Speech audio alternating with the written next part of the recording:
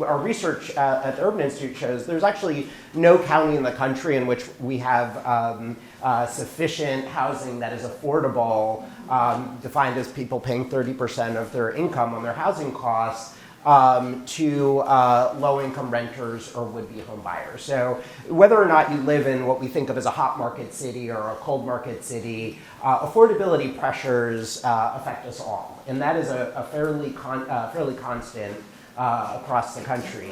We've also seen declining federal support in a lot of ways for what we typically think of as affordable housing.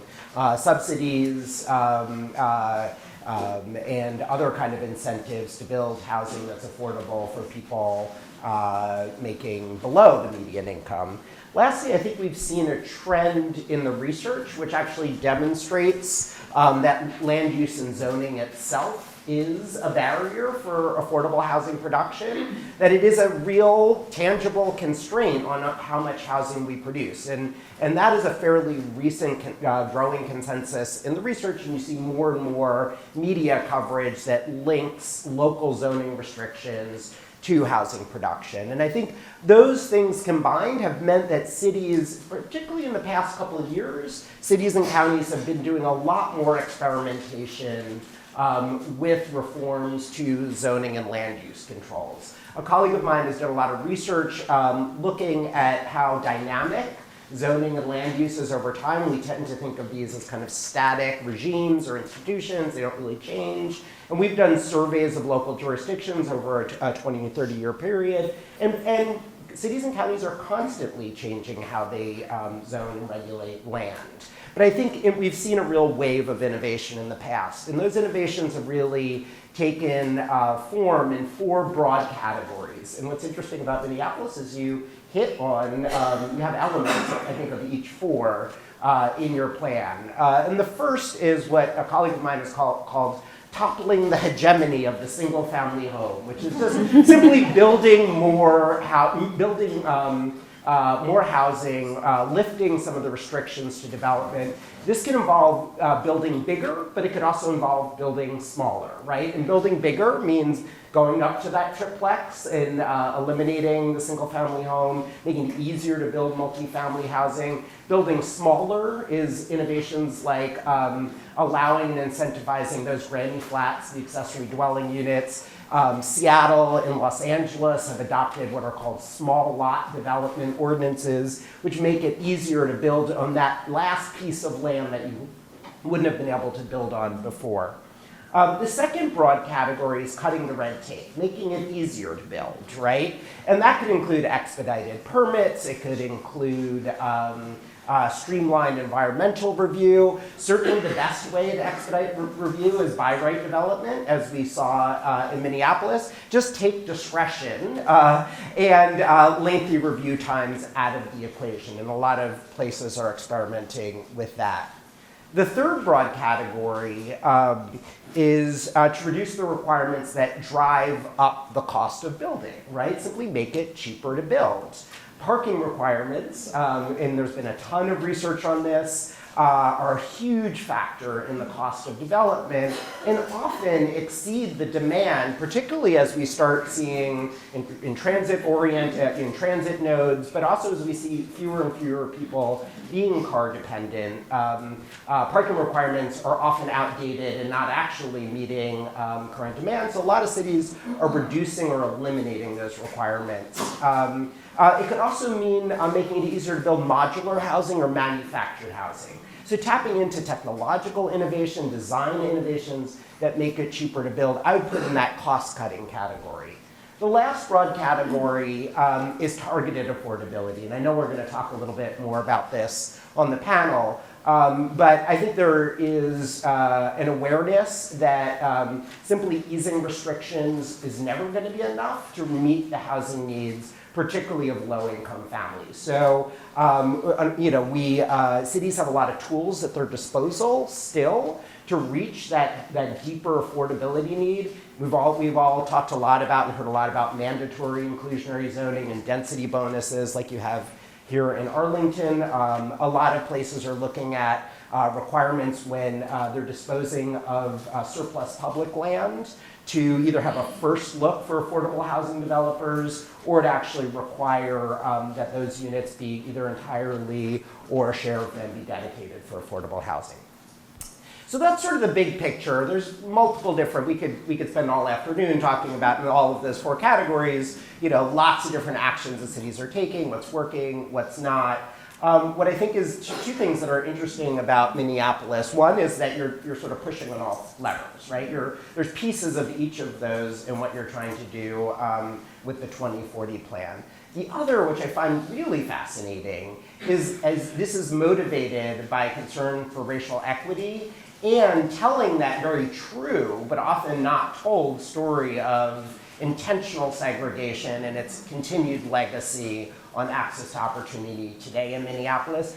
I would say most of the reforms, and as I start to list out those places that are reducing parking requirements, that are expediting approvals, are more doing it motivated by a pure affordability concern.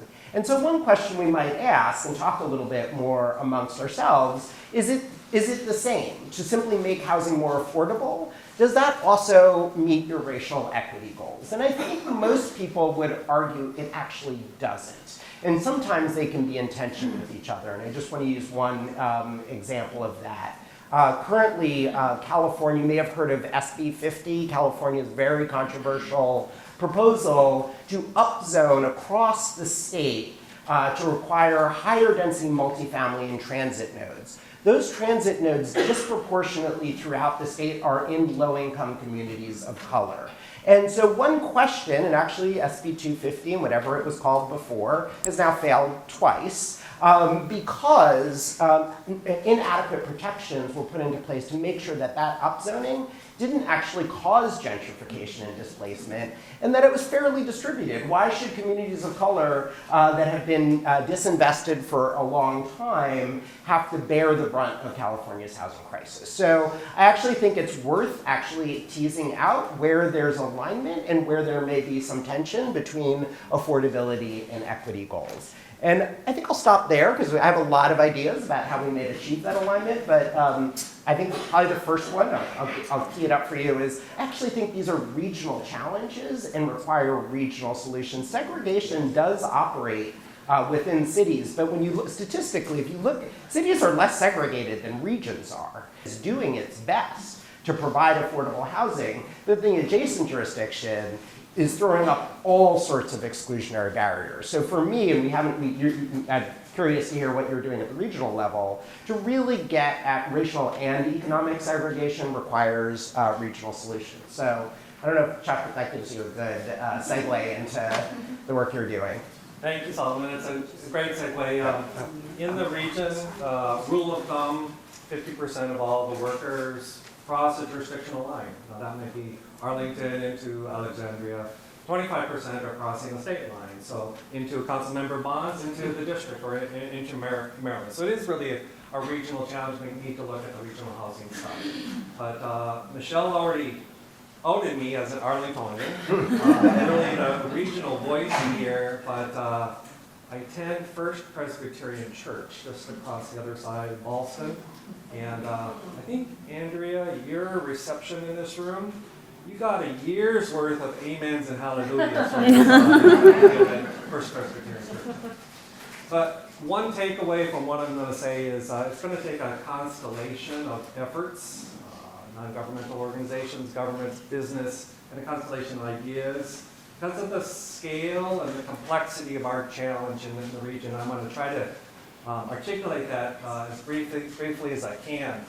First is the amount, and for those in the back, this is a graph that goes from the year 2000 to 2018, and it's the number of housing permits in the region. If you go back off the scale into the 90s, we produced about 25,000 new units of housing in this region on average in the 90s. We had a little bit of a bulge in the first few years, 2000 to 2005. Now, research shows that a lot of that bulge was actually in the exurbs, the outer counties, and a lot of that was single-family homes. And then it dips, 2006 into the Great Recession, and production slows down to about 10,000. starts creeping up into 2011, into the present, to about 23,000 permits in 2017. It's a little bit less in 2018, so that's a little bit of a concern. We should be above 25,000 per year in order to keep up with job growth. Jobs are increasing. If we're not increasing proportionally to housing, where are those workers living? Well, they're living in Fauquier and Fredericksburg and Hagerstown to get to those jobs, and quality of life is going down for everybody. So that's one of the challenges. The scale, well, you know, go back to the 1930, we had about 800,000 people here in the region. And population, boom, you know, we're about 5.8 million in the COG footprint, about 6 million. So it's grown fast. And have we always done the right thing? No? Are we getting better? I hope so, but that's part of this conversation. So my organization, the Council of Governments, does a forecast. We call it the cooperative forecast because we work with Arlington's planning director, Montgomery County's planning director, all the planning directors look at the parcels, look at the economy, look at the jobs, look at the commercial construction that's zoned to make forecasts for jobs, housing, population in the region. So that 575 is, we already forecast an additional 575,000 units in the region. That's not enough. How much would be enough? We say it's an additional 115,000 on top of that. So we're planning for 575, but we need more. We really need 690. All right. A constellation idea, it's a scale. This is something we're all going to need to be rowing together on. And we go from the amount of housing to where that housing needs to be. So we say the right amount in the right place. So for us, this is accessibility to jobs through access to transportation, specifically transit. All right?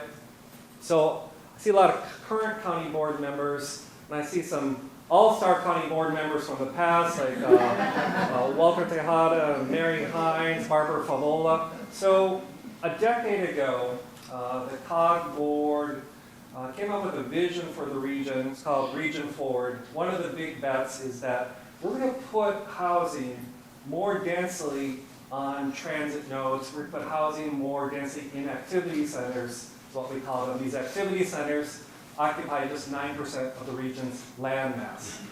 This big aspirational goal in 2010 was that 50% of all the new housing, so 50% of the 575,000 units that are coming, 50% would be tightly in those nodes, kind of like the Roslyn-Ballston corridor, but let's think about that throughout the region. Well, we've gotten better and better as a region, so I think just a decade later, I think we're going to be introducing to the COG board, could we up that aspirational goal, not just 50%, but we go up to 70% of all the new housing we forecast in high-capacity transit or activity centers, including something the region wasn't thinking about much in 2010, which is bus rapid transit. Big moves in that regard in Fairfax and Montgomery. So we asked all the planning directors, could we fit in your long-range plans an additional 100,000 units? They said yes. Then we asked them, could that additional 100,000 go in activity centers and high-capacity transit? And they said yes, all of it could. Theoretically, we probably need to take a cue from Minneapolis around the four, the goals and the engage and the politics, but technically it is possible. Mostly in that big orange area, Fairfax, Montgomery, Prince George's, at the biggest land mass with the infrastructure. Those are particularly three counties that could absorb it. So, I remember conversations once with Mary Hines. She talked about these activity centers, picture a MARC or VRE or in future bus rapid transit. And she made this motion. Anybody know what I'm kind of mean by this motion? It's this. Tapering. Yep, tapering. So it's the highest down to the single family, and what about all the missing middle? So I'm not going to comment a lot about that. I think Andrea's done a lot, maybe part of the other questions. So the type of, the amount, where it is, and then the type of housing and affordability, I think is going to be part of our next round of questions. Appreciate everything that Arlington Housing Solutions is doing. This is part of the constellation of what we need to do. Besides non-governmental organizations and government, really working more closely with developers, Urban Land Institute, others, to engage early. I think we keep hearing about message framing. Engaging is something that we all could definitely be doing better together. So that's a regional perspective. It takes a constellation to meet the need. All right. Thank you. I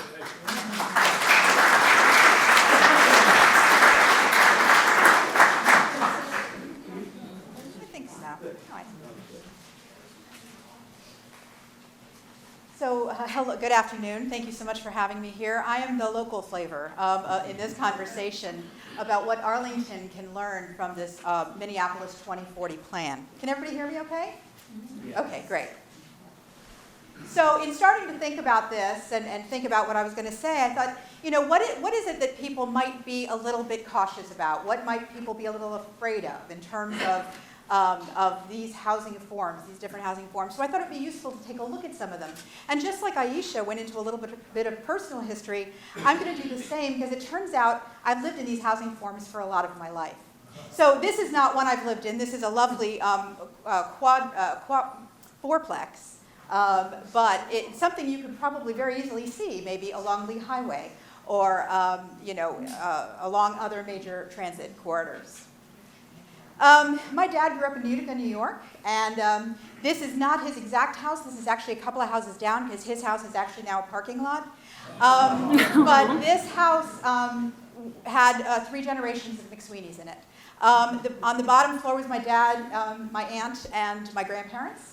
And on the top floor was my great-grandmother and her daughter and her child. My dad, after graduating from high school, went into the Air Force, and so did my mother, as a matter of fact, and so we were a military family growing up. So we lived in various places, Griffith Air Force Base in Rome, New York, Hickam Air Force Base in Honolulu, Hawaii, and Bellevue, Nebraska. And in fact, this is my house.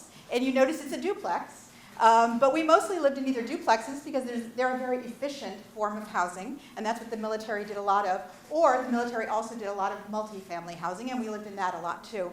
But this was our last post where I lived with them, and that in fact is my bedroom over there, bedroom window. And now because of BRAC and some reduction in needing some of this housing, what you're seeing on the bottom is how they're marketing our housing now. The housing we used to live in is becoming non-military housing, and you can see that they're just adding to it.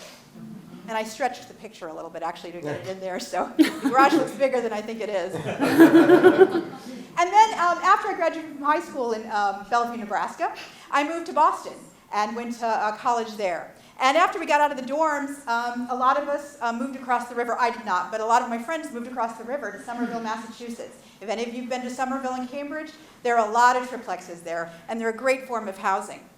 So this is an example of a triplex in Somerville, Massachusetts. This is another example where you see the cascading front doors, which is great because everybody kind of has their own entrance. And then I graduated from college and moved to Arlington. Actually, I moved to DC first, but we moved to Arlington because it was much more affordable at the time.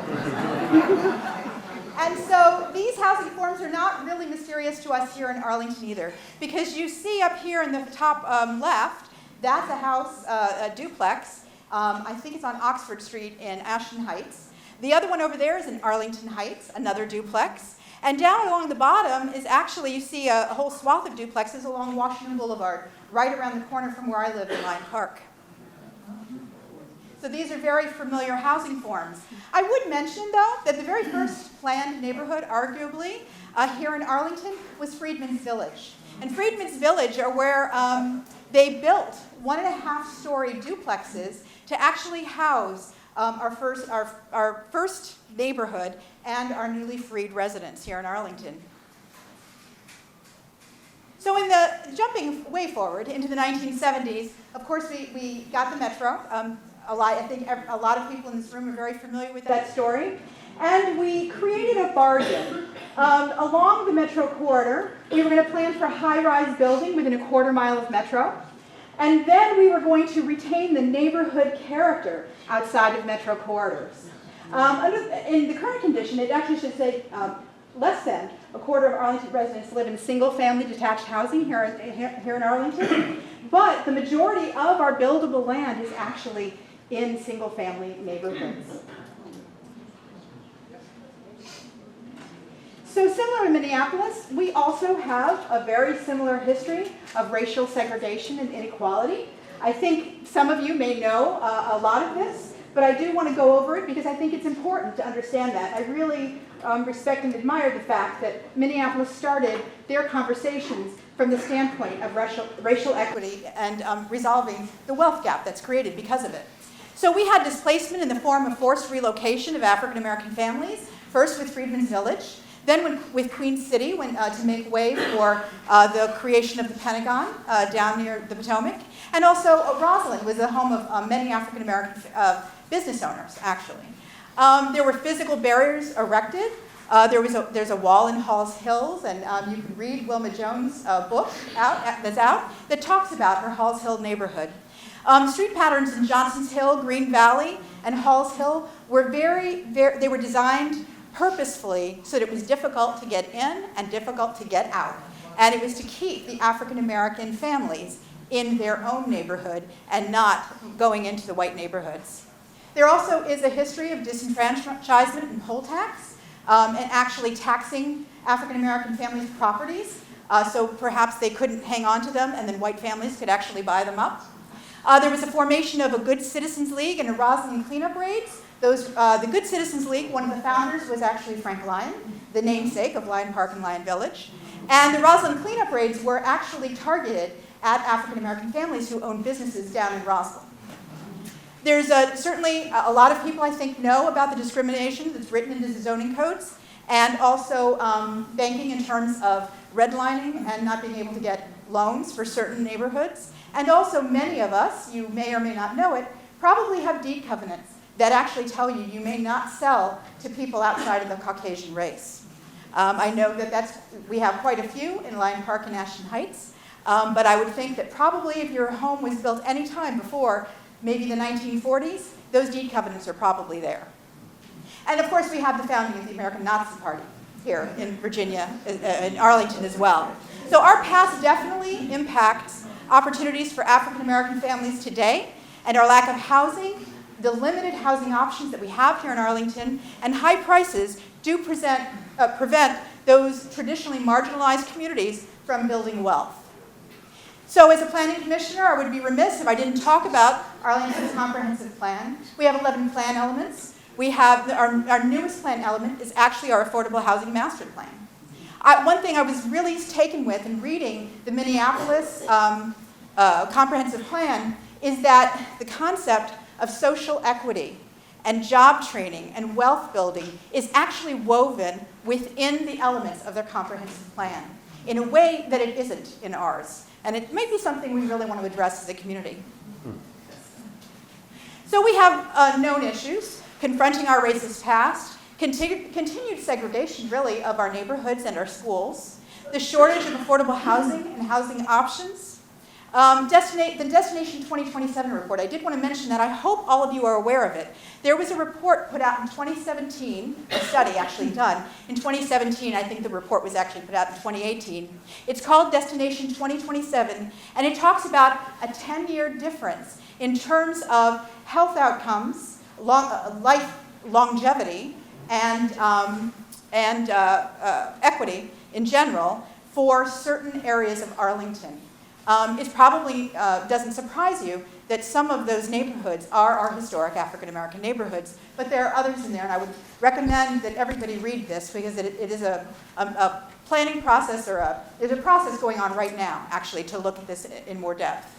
Also, climate change is something we know about. We know it's happening faster than first anticipated, and certainly smart growth and more concentration density is really environmentally very responsible.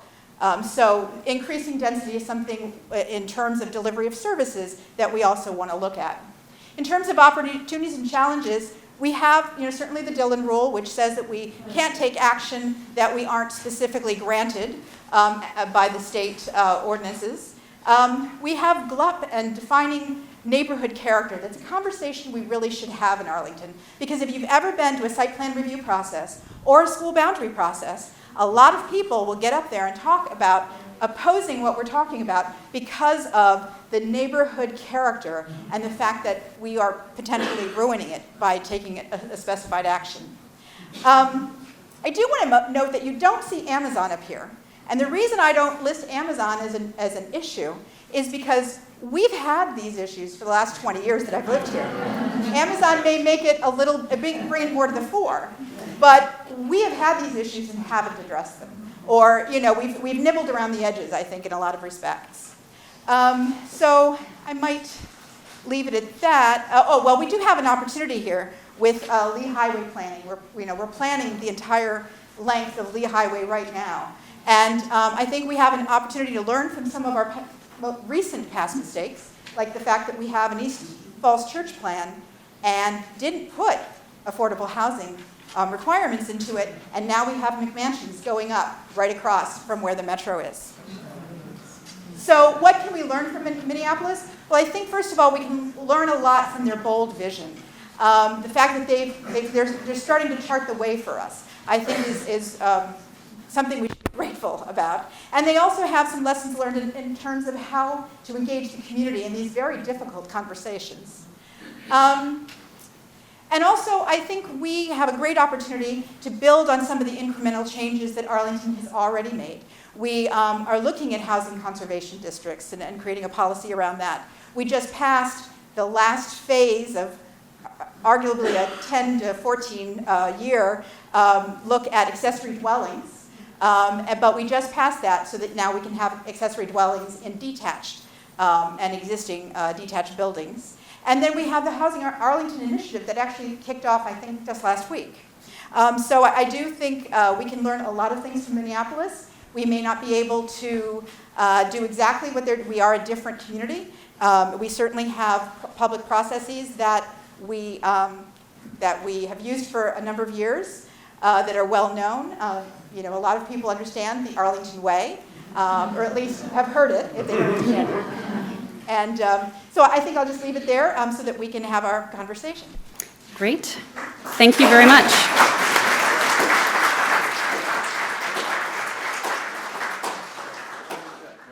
Great. Okay. So I'm going to start us off with a few questions, and then we will turn it over to the audience, and then we'll go to the index card takeaway process that I talked about earlier. So this has been really interesting to hear about incrementalism versus bold action, or incrementalism and bold action. And so I have two related questions. The first one is starting small. So if we were to look at some early actions, are there any, or is there any, low-hanging fruit in our area, Arlington, across the region, and Solomon, to whichever you can speak to? What of what we've heard today, or that you just know of, are some of the more low-hanging fruit that will help us move towards some of the things that Minneapolis has done?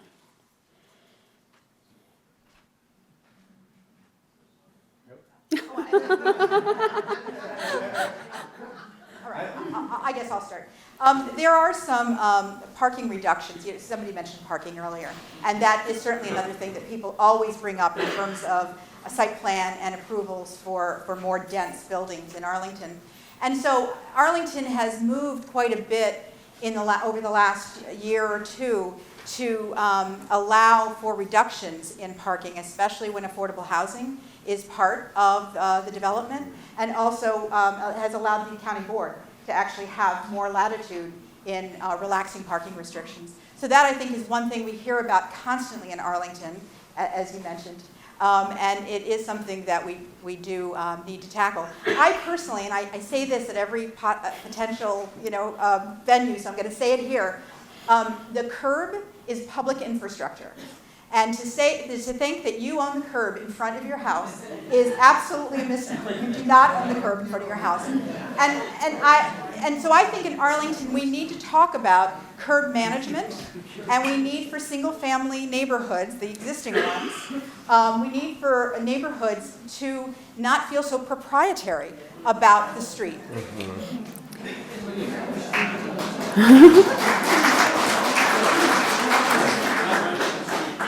I think from my perspective, the opportunity to be better at framing, messaging, talking about it. Now, maybe that's not easy, but I think that's a place that is a must. So from Minneapolis, neighbors wanting more neighbors. What is it? Neighbors for more neighbors. Neighbors for more neighbors. So I don't know if folks in the room have heard Tiffany Manuel from the Enterprise Frameworks Institute talking. How do we even talk about housing to our neighbors? So that's somebody that we're going to be engaging.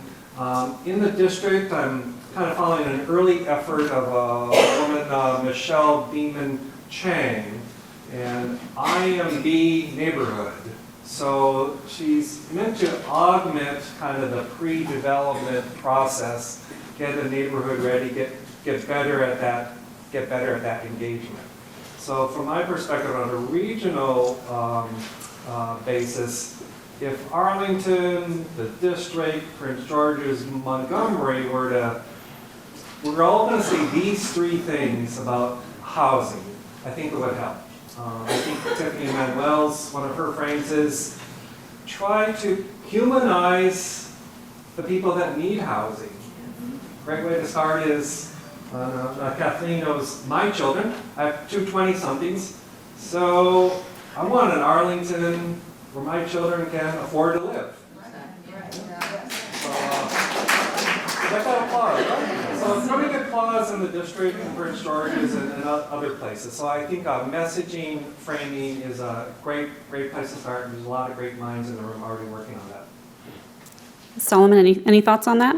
Sure. I mean, it's hard to figure out what the low-hanging fruit is and what the challenges are because you don't know until you try the hard things how hard they are. And I also know less about what's already been tried in Arlington. So most of what I know is from our work through the Shared Prosperity Partnership. The two things I'll say is one is recruit the business community to be a partner. I think employers, and when I say business community, I don't just mean developers. I think working with developers to better understand the right exactions, the right levers to pull to be able to deliver the kind of affordable housing you're looking to achieve makes a lot of sense. But more importantly, I think also working with employers, you mentioned Amazon, to find out how they can be really part of the solution. But I think those are some things I would focus on. I would say we recently brought together about 40 of the country's kind of leading experts on land use and zoning, and we said, what should we be doing? What should we be doing? Should we be doing what Minneapolis is doing? Banning. Some states are looking at banning single-family zoning, like Oregon. The fairly consistent thing we've heard is it's less. I think upzoning at that scale is certainly important.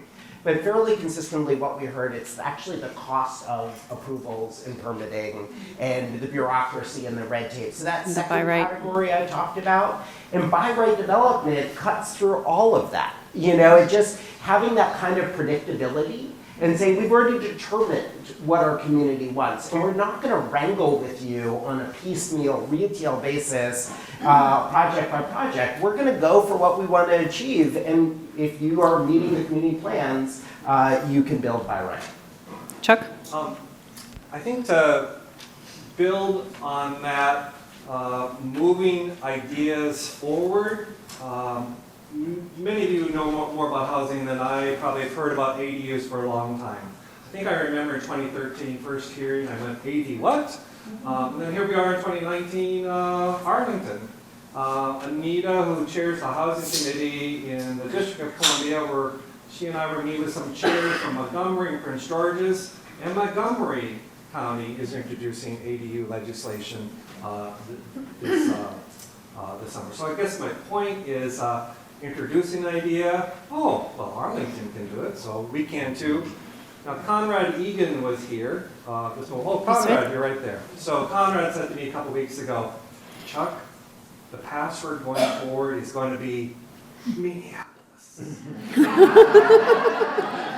Minneapolis, then that's it. So what ADUs was in 2013, Minneapolis might be in 2019. I'd just like to add something that Kathleen said that I think really was interesting is about the curb. And before Minneapolis 2040, or probably during that process in 2016, the City Council adopted the Complete Streets policy agenda, which really was a complete reframing of how we think about our streets and thinking about them not just from the perspective of like how do you get from point A to point B the fastest or the safest, but thinking about it from the perspective of the pedestrian and thinking about it from the perspective of the biker and the transit rider and the single vehicle driver. So that was and that was a huge transformation for Minneapolis, where we had we've had a lot of construction of dedicated bike lanes along streets, like throughout the city. And that removed, that removed the on-street parking in a lot of corridors, and that was a big change. And that was again kind of an incremental change that I think did reframe the way that we think about the streets as it relates to our homes. Thanks. Okay, so one last but big question, and it might focus on Kathleen. So, I first asked about the small changes, but what about the big ones? Do we have a chance of having anything like what Minneapolis did here in Arlington, and then you guys, others can address in some other communities? So I'm always optimistic. So I'm going to say yes. Certainly change is hard in general, and some of these changes we're talking about are very hard because there are people who believe, there are people who believe that neighborhood character means single-family neighborhoods. That's how they define it here in Arlington. And so we need to have a broad conversation about that. Minneapolis is at the beginning of some of their planning and changes to their plans, and to their zoning. So we're going to have to do some looking at our GLUP, certainly, because in the GLUP, actually, Goal 4, it talks about single-family neighborhoods. So we're going to have to go through our GLUP. We're going to have to, our general land use plan. Thank you. Which is the policy document, and one of the 11 elements in our comprehensive plan. And then the zoning documents that we have, the zoning ordinance, is actually how we implement those policies. And so we need to look at our zoning as well, because right now, again, we have a lot of neighborhoods zoned single family. And we do have a category for duplexes. They are, again, if I remember correctly looking at it, they're not exclusively, but they are predominantly in our historic African-American neighborhoods. Mm-hmm. And so we probably need to try to broaden the definition of what we mean by neighborhood character, and also in our zoning, the ability to actually build larger duplexes and triplexes. And when I say larger, I don't mean outside the allowable footprint today. We've seen plenty of McMansions go up, and we know that we could fit 3 families in there. I also am very excited personally about a possibility for creating wealth for families, because right now, if you want to buy one of those homes, it's $800,000 to $1 million plus, depending on the neighborhood you're looking. But if we could have 2 or 3 families, or generations of families buy together, they could create a situation where that family could build some wealth. Now, I think there was a question about real estate and what that will do to the real estate. I think we don't know. My fear, of course, is not what single-family homeowners are afraid of, and that it's going to reduce their real estate. My fear is actually it's going to make it, go up even higher, maybe a little faster. Any other thoughts on the big question? So this is the easy one. It's easier to say what's hard. But I actually wanted to ask Andrea a question that relates to this. I think in Arlington, from what I understand, a huge challenge is that the kind of grip that a lot of neighborhoods have who are very entrenched in those, in your map, I think you call them the outer neighborhoods, right?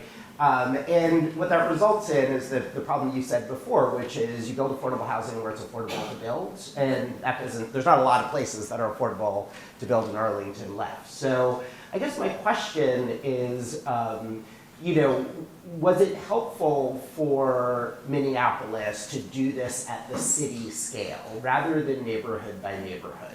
Because that is what is unique. Plenty of places have upzoned around the country, but they do it in a very piecemeal fashion.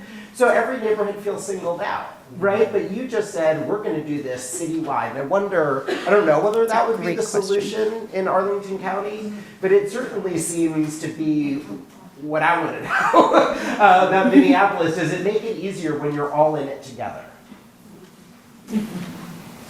There's a lot of history to this question. Before working on the comprehensive plan, we had a fair housing complaint that we were dealing with.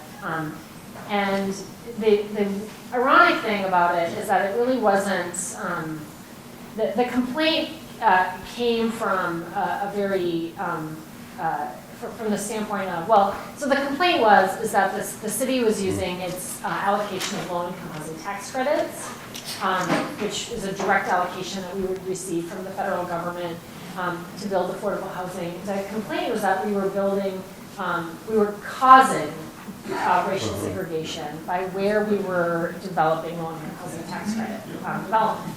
So, and really, the group that filed the complaint were real strong.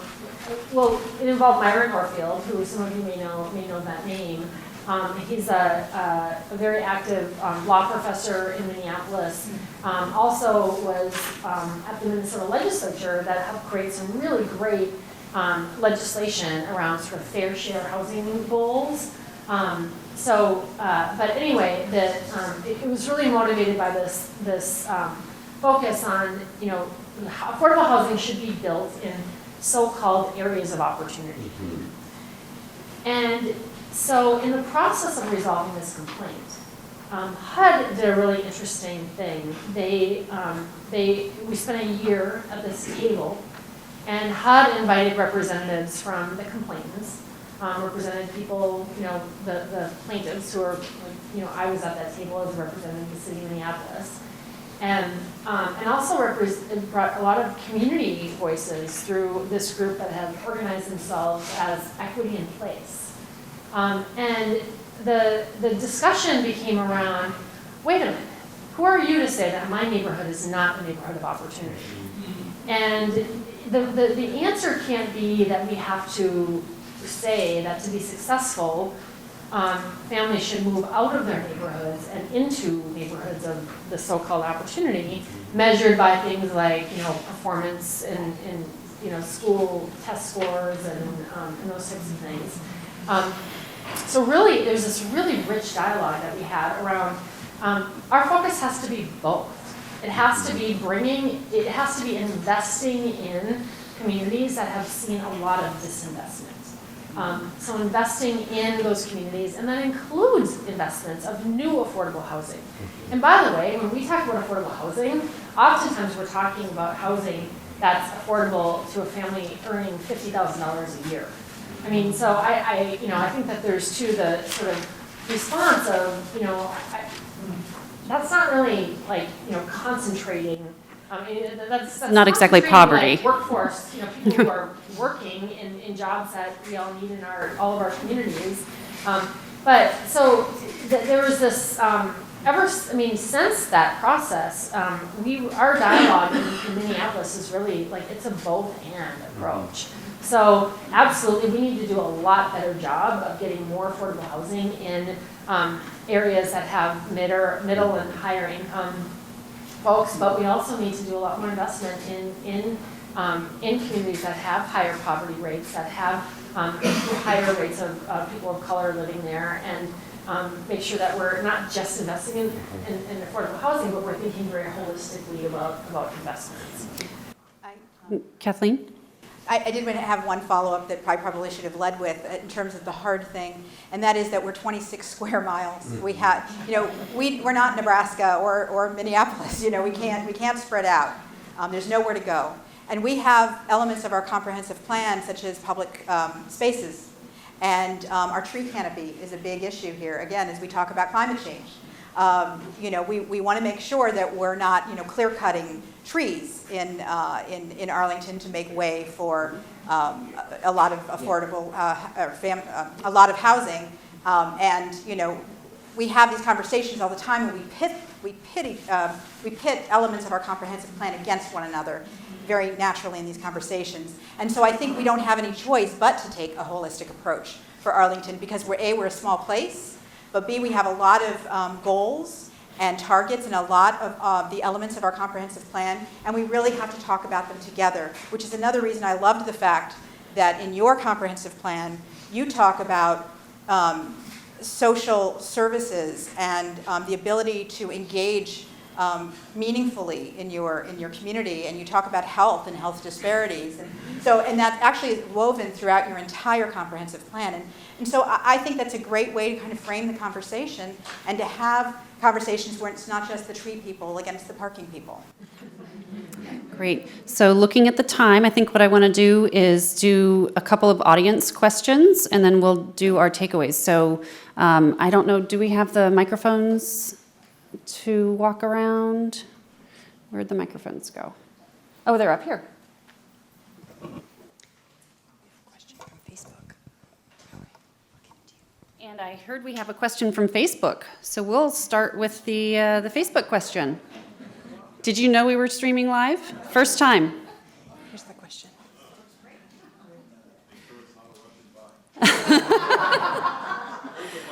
Okay. This is a question from one of our housing commissioners, from Eric Berkey. Have you considered the concept of modern rooming houses? Rooming or rooming? Roaming. It says roaming, but I was thinking rooming. Maybe he spelled it wrong. So I think modern rooming houses. So, rooming houses, I'm going to segue to dense housing. Thinking of our neighbor to the east, the district.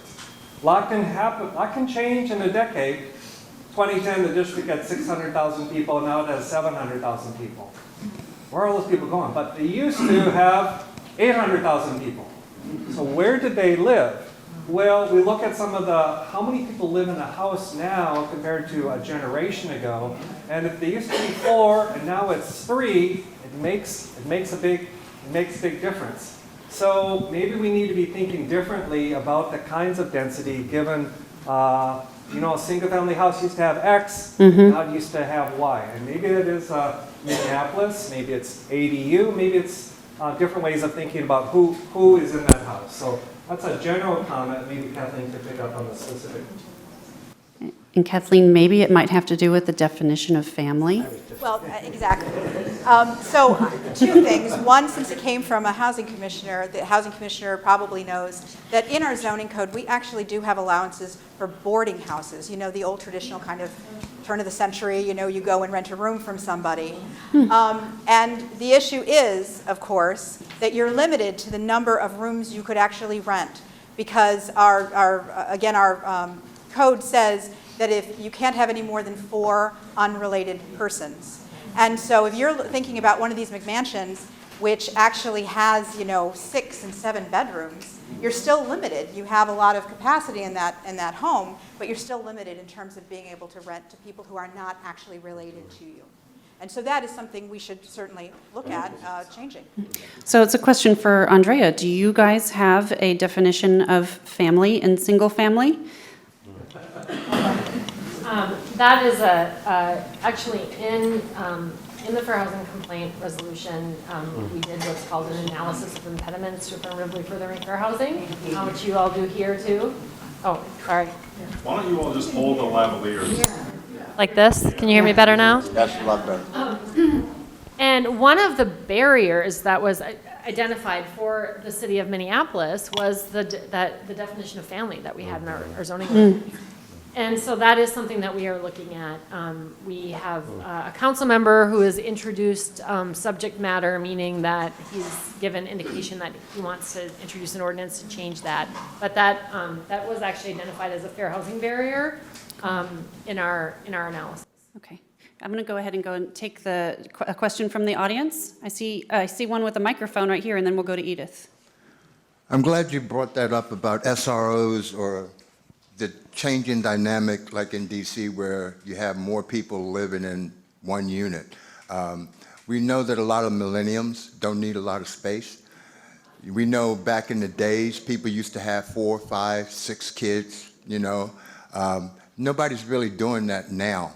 And a lot of people are missing the narrative of renters. You know, when my parents grew up, they rented and then was able to save up enough money so that they can buy into a house, okay? And once they did that, they moved on. You know, I grew up in there. But we don't see a lot of people being able to afford and save their rent because they're paying too much AMI. So what are you thinking about that? And I want to bring up, in Fairfax County, we're trying to get something called One University for GMU students. A lot of students live in the apartment building that I rent from, okay? And they, you know, are transported back to GMU. But when I talked about NIMBYism earlier, you know, not in my backyard, the residents there didn't want that to happen. This is a 240 unit. So those kids moving out of dorms, and a lot of colleges are around here, and they usually get together and stay in certain areas, you know, apartment where 3 bedroom, they'll all go in and pay rent, okay? That narrative is missing because nobody can afford to do that. Do you have a situation in Minneapolis where you may not have the colleges that we do in this area. You may not be as dense as DC, Maryland, and Virginia are, especially Fairfax County where we have 1.2 million people. That's almost bigger than most states. So do you have an example of what you intend to do with that? Single resident occupancy, single resident units, or anything like that where you change the zoning? Sorry for being so long. Actually, one of the reasons why it's taken so long to change those occupancy requirements and definition of family is because of the concerns around the university and the universities that we have, which is that there's a lot of concern of sort of the expansion of students living in, you know, what used to be sort of more family-oriented neighborhoods and sort of the change that is occurring there. So, you know, we do have some of those. We do have some of those challenges, but it's not. You know, we're not currently. You know, we're still, I believe, moving forward with those changes regardless. And that also includes senior citizens too. Yeah. Right. Right. You know, just look at your audience. Do they need a lot of space? Have they done the Marie Kondo sparking joy process yet? I don't know. Okay, so I think Edith up here had a question. Thank you. I'd just like to make one comment about in the Halls Hill area. There is a brand new bill on North Dinwiddie Street that there were 2 houses, but now it's a duplex. They've made it, you know, 2 family, like some of you have talked about here, which I think is really forward thinking. And I don't know the builder. I just happened to drive by and say, okay, this is a different concept for Arlington. So that is something maybe we can look at. But all of you talked about housing, and one of the elements that disparity that's missing is housing for seniors, affordable senior housing. We would like to be able to remain in our neighborhood in an affordable, perhaps an active senior community. But none of the plans that I heard addressed how do you provide senior affordable housing. So that's a very timely question. Your lapel. Oh, sorry. That's a very timely question. On the Planning Commission on Monday night, we actually heard about an initiative that Arlington has with the AARP, specifically around this. And there's a plan that's being developed right now in Arlington about how our seniors can age in place. And I would posit, or I would suggest that all of the solutions that we've talked about, you know, the accessory dwelling ordinance, the ability to rent out your family home to more than the people who are related to you, or to more people who are unrelated to you, are all ways that older people can actually age in place and stay a vibrant part of the community that they actually help build, that you actually help build. So. Okay, we have one more. I think yes. So I'm not sure if Minnesota is a Dillon Rule state, but because Virginia is, do you have a list of what some of the major Virginia-specific impediments would be at the state level? And if you could go into the code and change it essentially and put in your wish list, what would some of those elements be? I think there's a lawyer on this. Yeah, there's one lawyer. Not me. That's a very good question. Kathleen, have you run into Virginia specific? I guess what I would say is that we definitely need to undertake a study to figure out, you know, what is it we would want to do. So we have to have that community conversation. And then we need to figure out what sort of enabling legislation we would need. And then we will work with our wonderful delegates and state senators to get that passed. So I don't actually have a lot off the top of my head. I think we need to figure out what are the things we actually want to change first. Okay, great. Okay, Eric says tax cuts. The affordable housing ordinance. Thank you, Dave. You're so good. You're right. We have an affordable housing ordinance here that allows us to receive contributions from developers that go through our site plan process. And that was a bargain that was struck in, oh gosh, Dave, do you remember 1990, maybe 2000? 2006, was it that late? Okay.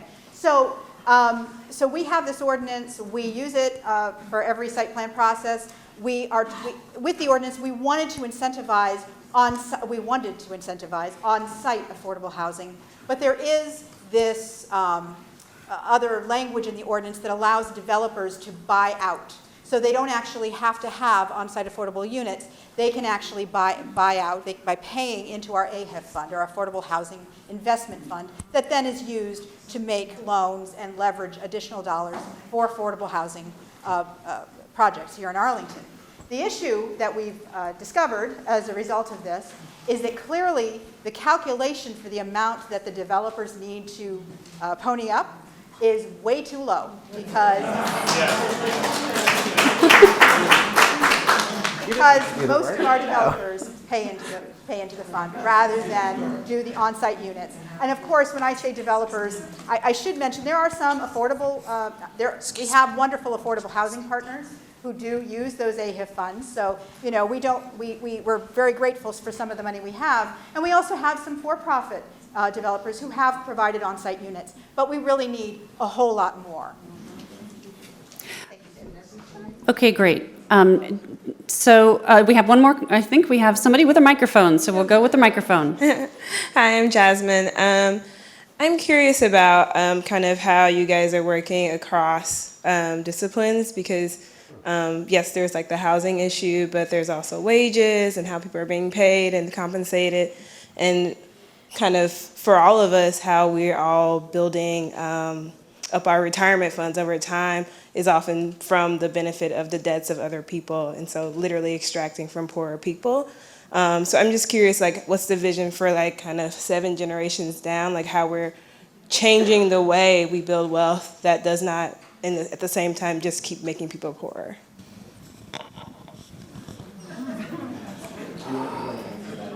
Yeah, I was going to say, you did that in Minneapolis in your comprehensive plan. I mean, you at least considered all that.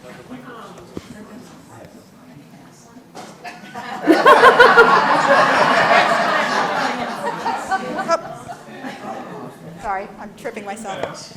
So the thing that I was so impressed with in the comprehensive plan for Minneapolis that I read over the past week is the fact that they looked at all of those things that you mentioned.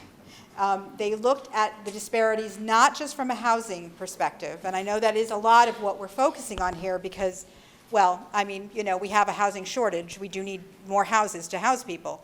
But they have job training built into one element of their comprehensive plan, which we don't have here in Arlington that I can even think of.